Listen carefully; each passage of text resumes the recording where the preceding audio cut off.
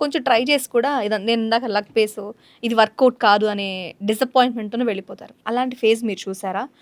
ఎలా కమ్‌బ్యాక్ అయ్యారు? అంటే ఆ స్ట్రగ్లింగ్ డేస్ చూసుకుంటే కళ్ళలో నీళ్ళు తిరుగుతాయి. ఆల్మోస్ట్ 2 ఇయర్స్ ఫస్ట్ స్ట్రగ్లింగ్ డేసే మాది.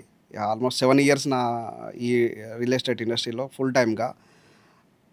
ఆ 2 ఇయర్స్‌లో చాలా స్ట్రగుల్ చేశాము. మన చుట్టుపక్కన ఉన్న వాళ్ళే మనల్ని డౌన్ చేయడం. అప్పుడేం చేసేదంటే రోజుకొక ప్రాజెక్ట్‌కెళ్ళడము, ఆ బ్రోచర్స్ తీసుకోవడం, స్టాంపు కొట్టుకుంటా కూర్చున్నప్పుడు మన చుట్టుపక్కల ఉన్నోళ్ళే ఇదొక ఇంకొక ప్రాజెక్ట్ పట్టుకున్నావా? ఇంకొక కంపెనీయా? మన వల్ల కాదు. మనం చాలా కింది స్థాయిలము. మనకి జాబ్ వర్కౌట్ గాదు.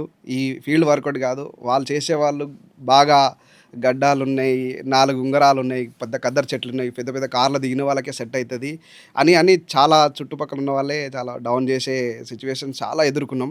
ఆ మాటలు ఇప్పటికి మీకు గుర్తొస్తాయి గదా! వాళ్ళ ఆ ఫీల్డ్‌కి కొంచెం ఒక డిగ్నిటీ అనుకున్న వాళ్ళకి వాళ్ళని ఏం తప్పు పడతలేము. బట్ అలాంటి వాళ్ళే చేసేవాళ్ళు మీకు సెట్ కాదన్నప్పుడు అలాంటివి కూడా ఫేస్ చేసి ఒక కార్పొరేట్ లెవెల్‌లో ఒక మంచి లీగల్‌గా ఎళ్ళాలన్న థాట్ తోటి వచ్చాను.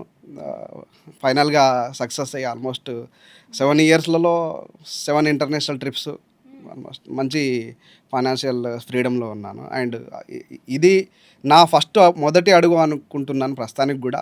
నాకున్న నాలెడ్జ్ మీరు ఈ స్ట్రగుల్స్ ఫేస్ చేయొద్దంటే ఫేస్ చేయొద్దని నేను కోరుకుంటా. ఆ స్ట్రగుల్స్ మీరు ఫేస్ చేయకుండా మిమ్మల్ని గూడా ఫైనాన్షియల్ ఫ్రీడమ్‌గా తీర్చిదిద్దాలన్న కోరికతోటి ఒక 10,000 మందికి ఒక కోటీశ్వర్లుగా క్రియేట్ చేయాలి. మంచి మాస్టర్ మైండ్స్ చేయాలన్న ఆలోచనతోటి ఉంది.